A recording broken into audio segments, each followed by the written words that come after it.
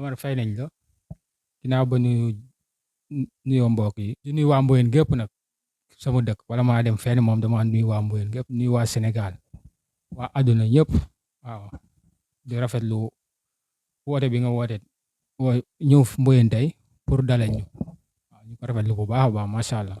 benn kii la benn boy bu nekk Mboyeen ñu gën koo xam ci Mamadou Faye waaw mu créé fi benn groupe nga xam ne da cee am ay employés yoo xam ne ñu ngi si ànd xale yi si nekk di jàng métier tamit métier mi comme métier décoration comme métier yëpp daal.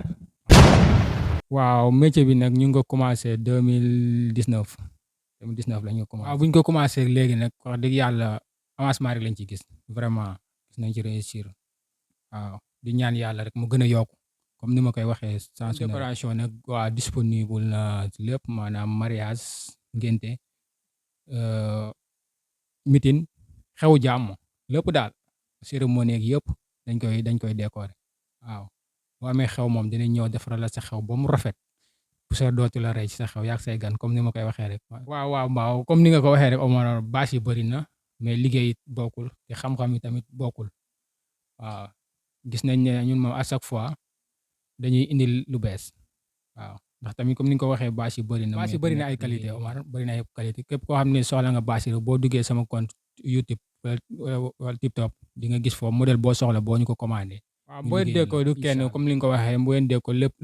lenn ñëpp la lu ne ku ne nga si bëri ñaay ñoo xam ne nii ñu ngi siy liggéey tey di si ñëw di ci teet mel ni jeunes yi nekk si dëkk bi bëri nañ ciy liggéey trop waaw di ñaan tamit autorité yi nga xam ne ñoo nekk si dëkk bi waaw xëy na nag ay ndaw lañ commencé liggéey doole bi bëreegul noonu ñu ñaan ñu jàpp si bu baax a baax autorité yi ku ci mel ni monsieur le maire kooku moom mention spéciale daal moom monsieur le maire wax vraiment di leen ñaan daal ñu jàpp si ci wàllu côté bu nekk nag ñu ci mën a jàppe waaw Mboyeen Déco gën a avancé ba ñu dégg ko fu ne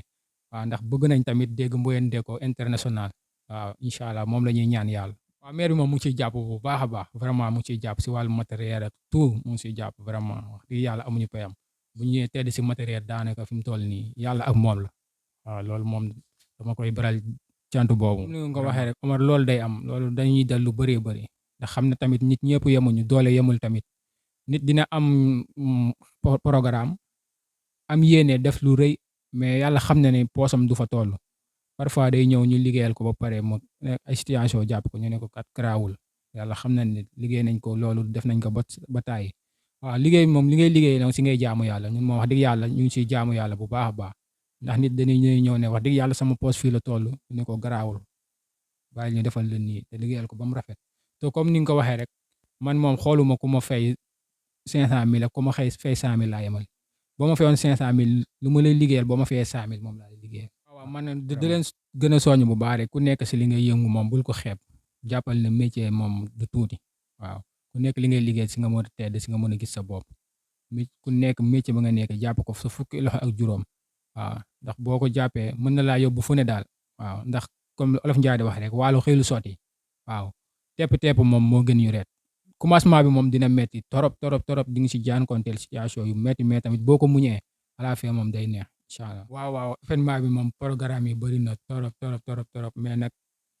dinañ ko seere si kattanu yàlla nu yàlla maye wër ak tal incha allah dinañ ko seere lépp waaw te di ci fas yéene génne nag modèle yu bees tàq incha allah di wax gars yi nañ ko xaar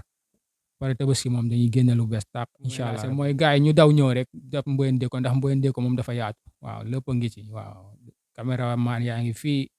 gars yaa ngi fi photographe yi ñëpp a ngi fi macha allah sonorisation tamit boo ko bëggee Mboyeen Déco am na Mboyeen Déco am na sono am na lépp am na caméra am na lépp boo bëggee caméra la sax film kii cassette vidéo lépp daal waaw macha allah seetaan Mboyeen Déco maanaam boo tapee Mboyeen TV rek maanaam di nga gis foofu lu bëri si Mboyeen Déco wala nga contacter ko si numéro téléphone yi 78 la 491 24 81 wala 76 687 15 55 wala nga woote 76 277 29 16. di jaajëfal fans yi ndax wax dëgg yàlla bëri nañu gars yoo xam ne ni dañuy woo di ñu encourage si liggéey bi ku ci mel ni waa Laañaar waa Diourbel ku ci mel ni sama xarit Saliou Sarr moom laa mu ngi dëkk Laañaar mun ma koo fay dama may woo lu bëri di ma jox ay programme yàlla xam ne ni Diourbel sax tabaski bi mu ngi ma jox foofu programme yàlla xam na di sant gars yëpp ñu ci topp waa Mboyeen waa Kerseer waa Tëgg Daara ñëpp daal waa Bambey surtout nag Bambey sama waaw su ma waxee Mboyeen moom Bambey tamit wax vraiment sama dëkk la ndax sama programme yu bëri foofu la ëppee Bambey di leen sant bu baax gars yi ne foofu di ci jàpp ñoom Pape gars yëpp macha allah rendez-vous après tabaski rek incha allah ku bëgg a gis lu rafet rek xaar ñu après tabaski incha allah neen génne modèle yu garaaw bu soobee yàlla waaw jaajëf di la sant tamit yow waa Mboyeen TV di leen sant bu baax a baax surtout ñoom wax dëgg yàlla ñu ñuy wone fu ne si àdduna bi